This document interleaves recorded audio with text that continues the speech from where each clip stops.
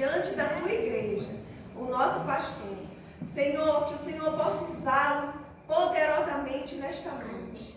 Nós, Senhor amado, estamos aqui, ovelhas tuas, Senhor, precisando ouvir a tua voz. Nos dê uma direção, nos dê um conselho. Senhor, pode nos exortar, aquilo que o Senhor vê que nós precisamos ouvir nesta noite. Que assim, Senhor, esse recado possa ser transmitido à tua igreja, através do teu servo, Senhor. Nós te agradecemos pela vida dele, Pai. Em nome de Jesus. Amém. Queridos, sentados mesmo. Eu cumprimento a todos com a paz do Senhor. Amém. Eu vou pedir para você abrir a sua Bíblia na Epístola de Hebreus, aos Hebreus, capítulo 4, versículo 12. Louvado seja. Hoje nós teremos uma palavra. Eu vou tentar falar um pouquinho da história. Não sei se todos, acredito que todo mundo aqui é conectado, né, nas redes sociais, e hoje está completando 504 anos da Reforma Protestante. E eu vou tentar narrar um pouquinho do que aconteceu, né, ao longo da história da igreja. Eu tenho certeza que Deus ele vai estar falando no seu coração. Nós vamos aprender algumas coisas que são extremamente importantes para as nossas vidas. Eu compartilhei no Facebook, nos stories, no status do WhatsApp, compartilhei também no Instagram. Hebreus capítulo 4, versículo 12.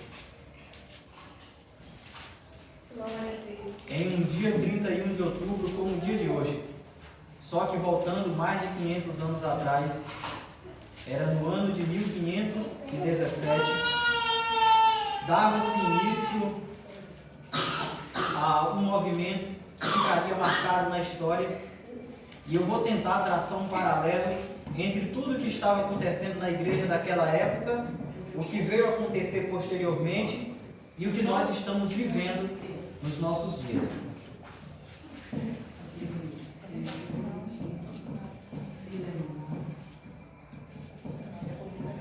Hebreus está lá na parte final da Bíblia.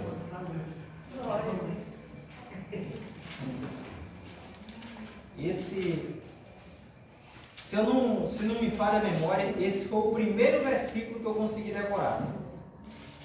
Amém. Hebreus capítulo 4, versículo 12.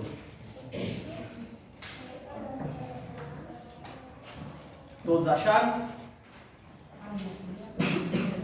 Eu vou pedir para você manter a sua Bíblia aberta nesse versículo, porque a palavra de Deus é viva e eficaz, mais penetrante que espada alguma de dois gumes, penetra até a divisão da alma, do espírito, das juntas e medulas, e é apta para discernir os pensamentos e intenções do coração.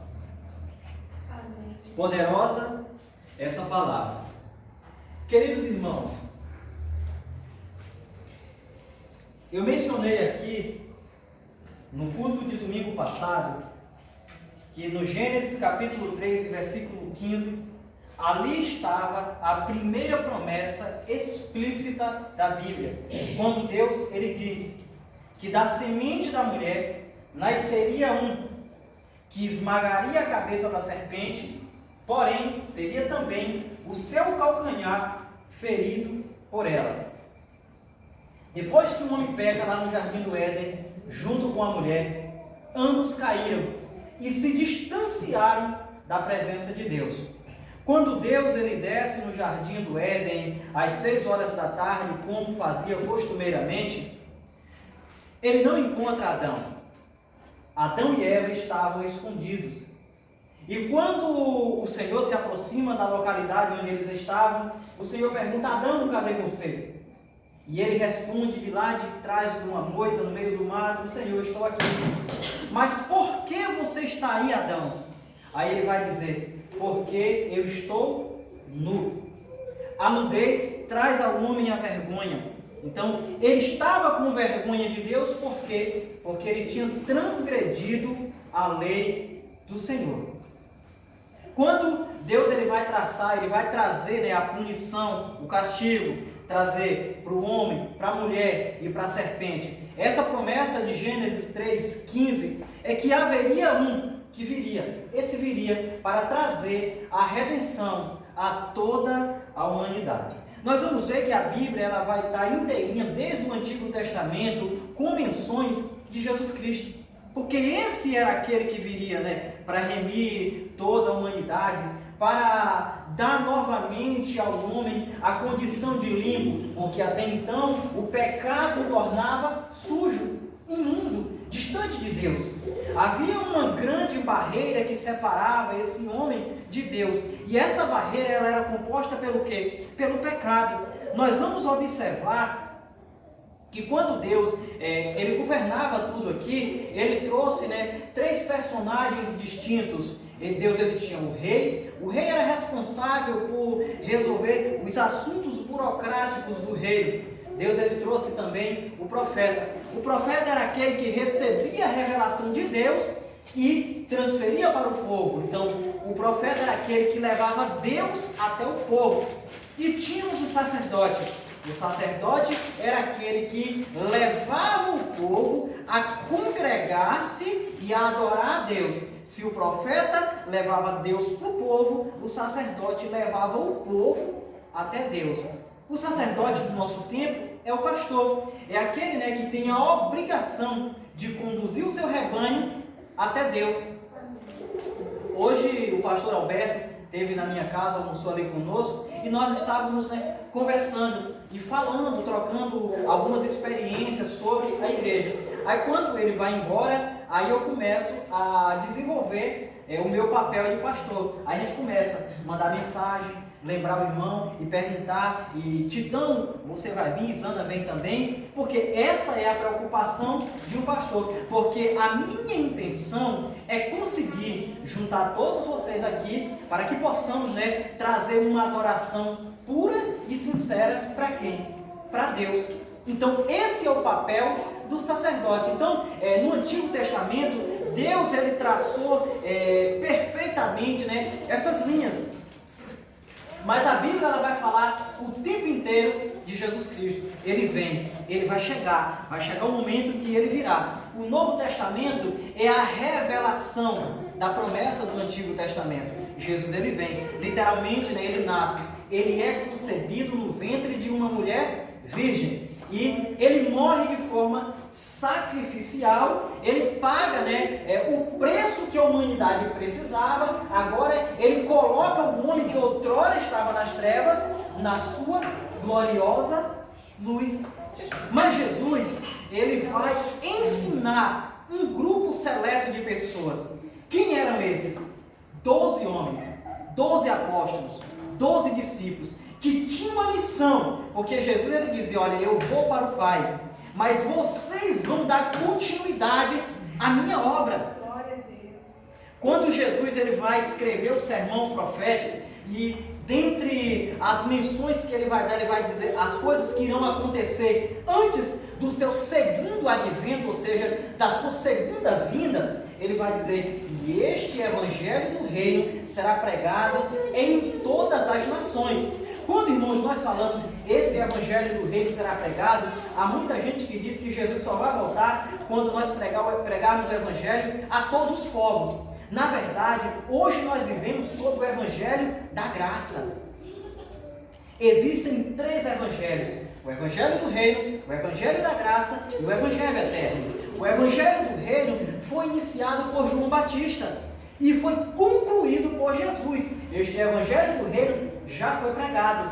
Hoje nós vivemos sob o Evangelho da Graça. E quem é que tem que levar esse Evangelho da Graça? Aqueles que foram ensinados por Jesus Cristo, os discípulos, que deixaram esse ensinamento para que hoje a igreja levasse adiante, né, essa missão. E a palavra eclésia, né, que significa igreja, foi pronunciada pelo próprio Jesus. Então ele forma a sua igreja. Eclésia significa tirados para fora.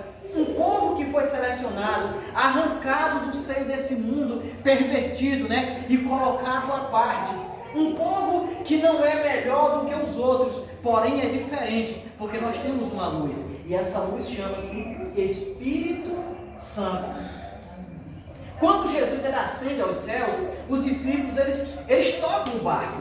A igreja ela não estagnou, ela foi crescendo e ela foi alcançando dimensões nunca antes imaginadas e literalmente, né, alcançou todos os povos do mundo. Então o povo começou a conhecer Jesus Cristo. Mas que Jesus Cristo? Aquele que nasceu de uma virgem lá em Belém, aquele que morreu crucificado e que ressuscitou ao terceiro dia. A igreja ela foi crescendo e foi tomando uma proporção que ninguém imaginava. Mas irmãos, essa igreja ela chegou a um ponto alto e começou a declinar. Sabe quando que o mundo começou a governar a igreja? Quando os poderes políticos entraram na igreja. A igreja ela passou de perseguida pelos poderosos a se tornar a religião oficial dos imperadores. E só que assim, os poderosos, eles não chegaram na igreja porque eles tiveram uma convenção genuína. Não, eles utilizaram o poder da igreja para ganhar ainda mais notoriedade, mais poder e mais fama. Mas havia muitos dogmas na igreja que iam contra as suas vontades. E pouco a pouco eles começaram a mudar. Eles começaram a substituir aquilo que era sagrado, as ordenanças de Deus, por aquilo que era conveniente a cada um deles. E dessa maneira, a igreja genuína de Jesus Cristo, ela foi tomando, né, caminhos opostos àquilo que o próprio Messias havia traçado. Se alguém um dia perguntar para vocês, qual é a igreja que Jesus Cristo começou? A igreja que foi iniciada por Jesus Cristo, hoje nós conhecemos como Igreja Católica Apostólica Romana. Essa foi a primeira igreja. Mas se você analisar os dogmas hoje dessa igreja, é completamente diferente do que Jesus ensinou. Porque essa igreja ela foi mudada. E essa mudança, ela começou a tomar proporções assustadoras. E eles começaram mudando algumas coisas importantes. A palavra de Deus, ela tem que ser algo que todos tenham acesso. Então eles mudaram. A Bíblia ela foi escrita em latim e ela era pronunciada nas reuniões deles em latim. Só que o povão não entendia o latim. Então as missas, como era tratado em suas reuniões, elas eram dirigidas por gestos, por sinais. Então, a pessoa que dirigia a palavra em latim, ele fazia, né, algumas gesticulações. E a igreja, ela ia entendendo, né, essa linguagem de sinais. Mas ninguém entendia o que estava sendo dito. Então, eles falavam uma verdade de maneira que o povo não entendia. E eles começaram a substituir alguns elementos sagrados por outros elementos profanos. A Bíblia, desde Jesus, ela vem dizer: só há dois caminhos, céu e inferno. Eles atribuíram, né, um terceiro posto, vamos colocar assim, que seria o purgatório. Não, tem gente que vai direto para o inferno, outros vão direto para o céu. Mas se o camarada ele for mais ou menos, tem um purgatório. Ele vai ficar lá, né, aguardando um período até os seus pecados serem expurgados. E aí eles tomarão, né, o caminho da salvação. Irmãos, eles foram criando muitas coisas. Só que hoje, eu costumo dizer que, eu mencionei isso com o pastor Alberto, eu falei, olha pastor, nós nos esbarramos com um problema muito sério. Nós temos sonhos, nós temos vontade, nós temos determinação para fazer as coisas, mas esbarramos na falta de recursos. Então, e olha, hoje, em pleno século XXI, onde nós temos tanta coisa ao nosso alcance e nós queremos fazer, mas naquele tempo a igreja também tinha essas necessidades, só que essas necessidades eram vaidades do homem. Eu sonho em construir aqui uma igreja linda e acredito que nós vamos fazer. Mas, irmãos, isso para mim sempre será secundário, porque um templo bonito não deixa de ser uma vaidade nossa. A gente quer proporcionar o melhor, mas o mais importante, nós sabemos, são as pessoas. Porque a igreja são vocês. Irmãos, não adianta nada a gente construir um templo lindo e até encher de pessoas, mas pessoas vazias de Deus. Nós queremos templos vocês, cheios com a presença de Deus. E naquele tempo, a liderança da igreja também encheram os olhos e eles queriam construir um grande império. Só que eu penso em fazer aqui uma igreja bonita, mas pintar essas paredes com uma tinta normal. Eles queriam encher as paredes de ouro. Então eles queriam construir realmente um império glorioso aqui na terra. Nós sabemos que ruas de ouro só lá no céu. E no afã de conseguirem aquilo que eles tanto almejavam, eles começaram a vender o que a história chama de indulgências. Se alguém tinha um parente que morreu e o camarada era atrapalhado e sabia-se quase certo que ninguém tem certeza dessas coisas, mas é provável que ele foi para o inferno. Então, um tio meu morreu, eu digo que meu tio foi para o inferno. Eu chegava lá na igreja e dizia, olha o seguinte, meu tio foi para o inferno, gostava muito dele, quase para a gente comprar a salvação dele. Aí alguém lá me orientava, não, custa tanto a salvação dele. Então, eu pegava lá, de preferência em moedas, e depositava, eles chamavam de cofres, era tipo gasofilácio. E quanto mais eu jogava moeda aqui, no tilintar das moedas, a alma do meu tio ia se purificando, ia se limpando e ele ia para o céu. Aí alguém lá me dava um documento, porque não era uma coisa de boca, não. Eu tinha um documento que garantia que o meu tio foi salvo. Eu comprei a salvação dele. Eles levavam em pequenas caixinhas alguns espinhos e eles afirmavam de pé junto que eram espinhos da coroa de Jesus. E aqueles espinhos tinham um preço. Eles levavam alguns fragmentos de madeira, eram lascas da cruz de Cristo. Houve um historiador que disse que se juntasse todos os fragmentos da cruz de Cristo que foi vendida, daria para a gente formar uma floresta. Então eles começaram a vender essas indulgências e obter lucro. Irmãos, isso foi tomando uma proporção tão negativa, a igreja ela se afastou de Deus. Nesse período, começou a se levantar homens, aqueles poucos que tinham acesso à Bíblia, e eles começaram a pregar contra essas práticas. Eles começaram a expor a verdade de Cristo como ela é. Onde alguém era descoberto apregoando esse evangelho verdadeiro, era tido como herege e era queimado na fogueira. Então a santa igreja, agora Jesus não era mais santo, a igreja tomou o papel de santa. A santa igreja caçava os hereges e punia eles com a morte. Houve um pregador desse que ele e a turma que o seguia prepararam uma grande fogueira e eles começaram a queimar muitos crucifixos. E quando ele foi pego, ele morreu queimado na fogueira que eles estavam queimando os crucifixos. Então muitos homens, muitos mártires se levantaram e contra esse poder da igreja papal e morreram. Mas foi quando surgiu um jovem franzino chamado de Martinho Lutero. Um dia Lutero ele ficou preso em uma tempestade. E ele fez um voto para Deus. Que se Deus o livrasse daquele mal, ele se tornaria um padre. Ele se tornaria um sacerdote. E Deus o livrou. Então ele vai para o seminário e ele começa a estudar. Só que Lutero, ele era uma pessoa que ele se aprofundava nas escrituras. Então ele adquiriu, né, todo o conhecimento que ele precisava. E ele começou a enxergar que aquilo que era passado para as pessoas era muito diferente do que realmente estava escrito naquela Bíblia que ele lia.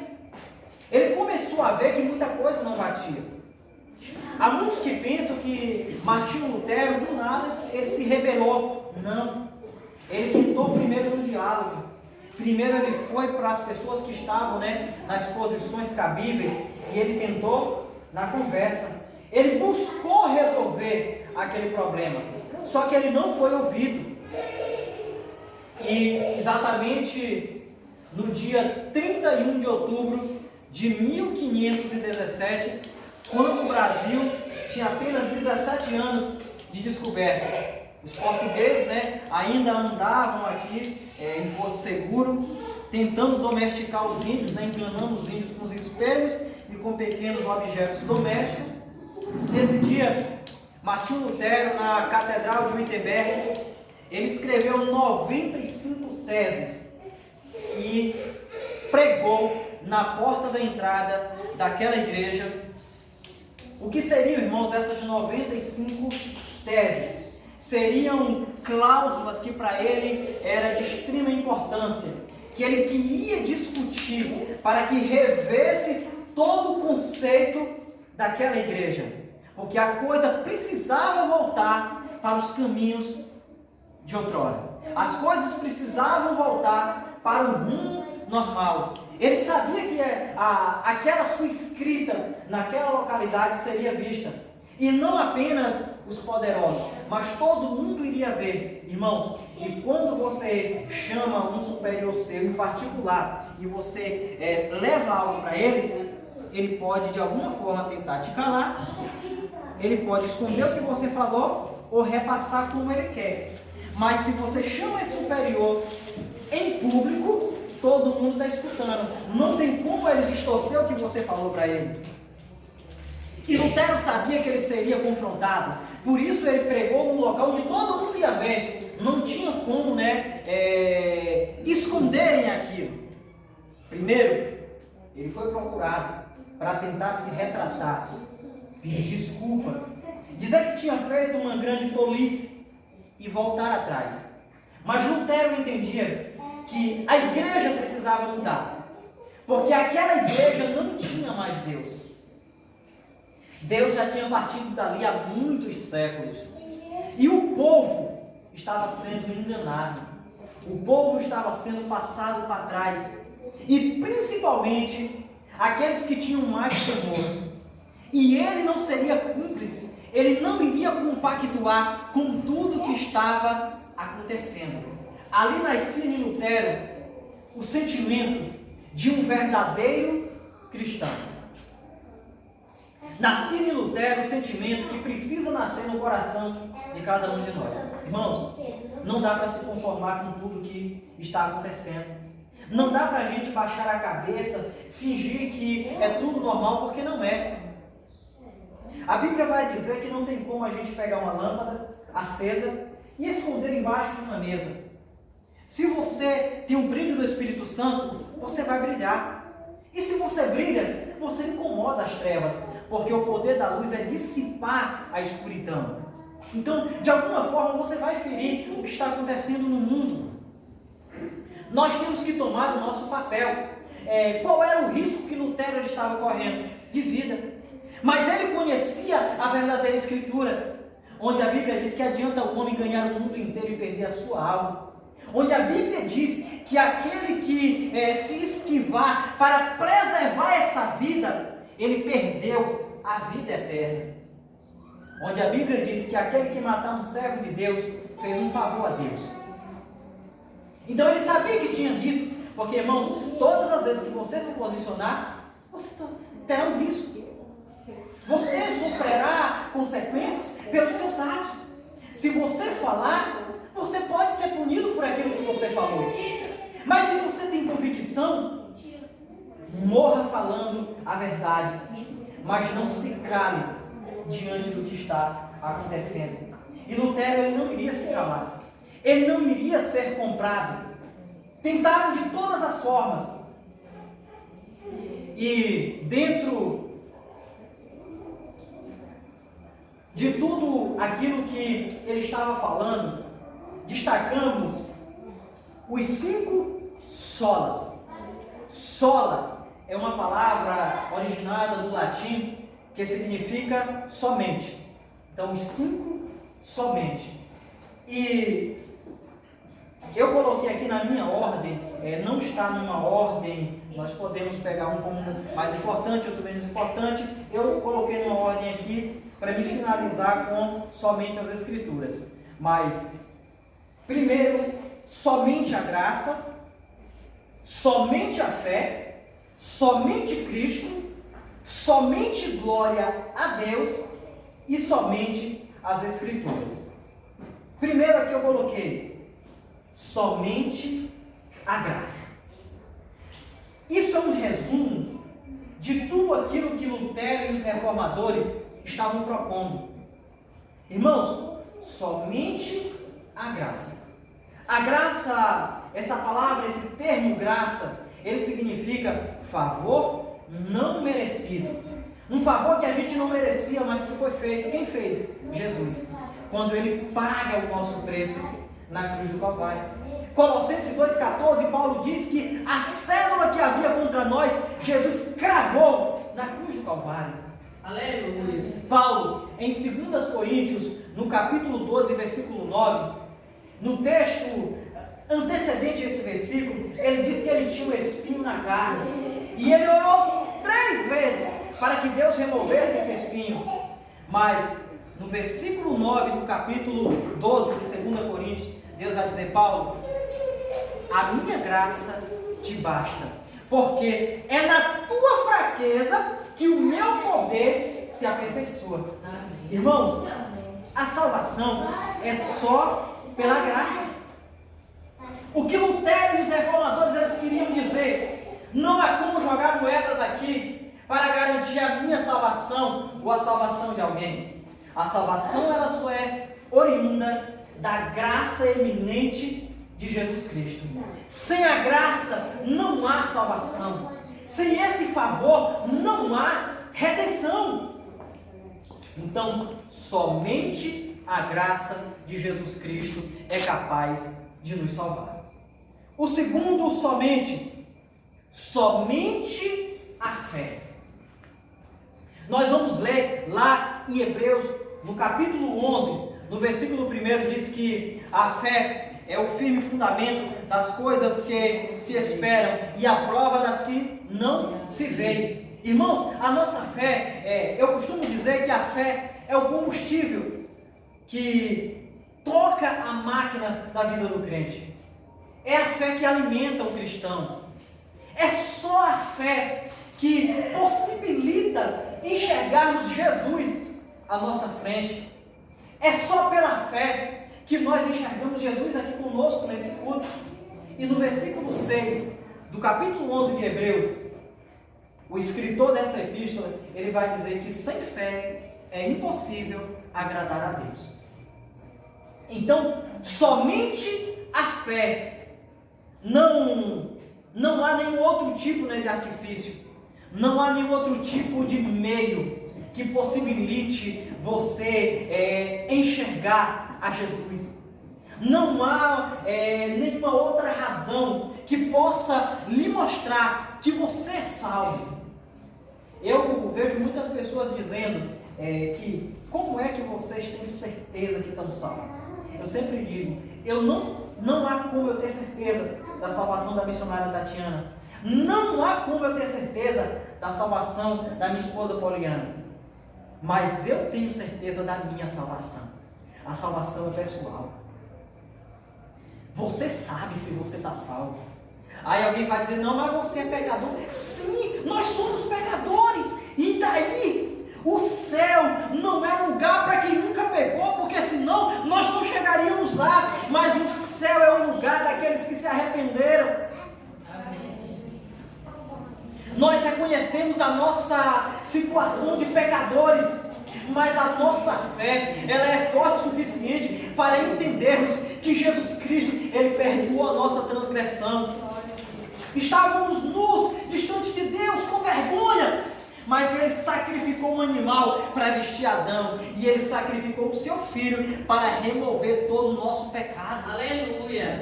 Glória a Deus. O terceiro somente Cristo. 1 Timóteo capítulo 2, versículo 5, Paulo ele vai dizer: há um só mediador entre Deus e os homens, Jesus Cristo, o homem. E Paulo ele é fantástico, porque ele poderia dizer Jesus Cristo, e aí a gente dizer amém, mas Jesus Cristo é Deus. Ele vai dizer somente Jesus Cristo, homem. Porque Jesus, irmãos, Ele tanto era Deus como Ele era homem quando Ele viveu aqui conosco. E só há um mediador, só há uma única pessoa que nós podemos recorrer a Ele, e Ele vai nos atender. Não é por intermédio dos nomes canonizados e vulgarmente chamados de santos, porque realmente eles são santos. Eles são tão santos como você é santo. A Bíblia lhe chama de santo. Talvez você não soubesse disso, mas hoje eu vou lhe revelar. Para Deus, Magda é uma santa, Jamile é uma santa, Titão, ele é um santo. São santos de Deus, como era Paulo, João, Tiago, Judas, eles eram santos. E um desenho em uma parede, uma imagem confeccionada de pedra, de gesso, não é capaz de atender a nossa oração. Mas Jesus Cristo, aquele que esteve quando estava sendo apedrejado, ele eleva os olhos aos céus e ele contemplou Jesus em pé, à direita de Deus, aquele que intercedia por ele. Então, irmão, só há um mediador. Eles colocaram lá na igreja primitiva, eles colocaram outras pessoas, ocupando um lugar que não é deles. Mas Lutero vai dizer: não, gente, está errado, está tudo errado, porque somente Jesus Cristo é o mediador entre o Pai e nós. Aleluia. O quarto somente glória a Deus. Nós vamos ver em Isaías 42, 8, quando Deus ele vai dizer: olha, a minha glória eu não divido com ninguém, a minha glória eu não dou a ninguém. Irmãos, a glória de Deus é de Deus. Também em Romanos capítulo 11, versículo 36, porque por Ele e para Ele são todas as coisas, e glória a Ele eternamente. Aleluia. A glória é de Deus, Ele não dá para ninguém, e a glória é dele, e é dada para Ele, e é dada eternamente. Não vai chegar um momento da história em que nós vamos parar. Peraí, agora vamos tirar aqui um pouquinho a glória de Deus e transferir. Não, não pode. Eu assisti um vídeo recentemente, e esse vídeo ele não foi gravado, não faz muito tempo, onde um pastor de uma Assembleia de Deus, um homem muito conhecido e poderoso no mundo gospel, ele foi convidado a uma reunião onde lá estava o Senhor Francisco, que é o Papa da igreja, que é a igreja primitiva. E na fala desse pastor, ele foi chamado, ele foi convidado, para ele foi muito bom, ele poderia, se eu fosse convidado no lugar dele, eu também iria, e ele teve a oportunidade de falar, de se expressar. E ele fez questão de repetir várias vezes a santíssima pessoa do fulano de tal. Gente, dando a um homem a glória que é de Deus. Todos que chegam diante dessa personalidade dobram o joelho diante dele. Quando um anjo enviado por Deus chegava diante de qualquer pessoa, que a pessoa via ali a presença de Deus, que dobrava o joelho, ele dizia: levante-se, porque eu sou um conservo teu. Quando o anjo, ele apresenta-se a Gideão e diz: varão valoroso, o Senhor é contigo. Qual foi a primeira reação de Gideão? Caiu de joelhos. O anjo: levante-se, sou um conservo teu. Irmãos, não vamos curvar o nosso joelho diante de ninguém nem de nada, somente diante de Deus. Quando você se curva diante de alguém, você o está glorificando, e essa glória, essa adoração é para Deus. Homens, nós respeitamos. Homens, nós admiramos. Nós não vamos tratar o presidente da república, o governador do estado e o prefeito como nós tratamos um coleguinha. Não. Há um tratamento diferente e adequado para cada personalidade. Mas a glória não. Glória só a Deus. E fizeram o inverso. Tiraram a glória de Deus e atribuíram essa glória a um grupo seleto de pessoas. Mas a glória não é do homem. A glória não é para o homem. Nós vamos ver que em Isaías, no capítulo 6, quando Isaías ele chega, no trono da graça de Deus, eu amo esse texto bíblico, e ele vê, os querubins que estavam lá voando, com asas tapando os olhos, asas cobrindo os pés, e com duas asas eles voavam, e eles cantavam, eles clamavam: Kadosh, Kadosh, Ravé, Javé, Sabaote, ou seja, Santo, Santo, Santo é o Senhor dos exércitos, e toda a terra está cheia com a sua glória. É a glória de Deus que envolve, toda a terra, que envolve tudo, e essa glória só pode ser atribuída a Deus. Os anjos adoram 24 horas por dia, mas a glória é só para Deus. Então, se surgir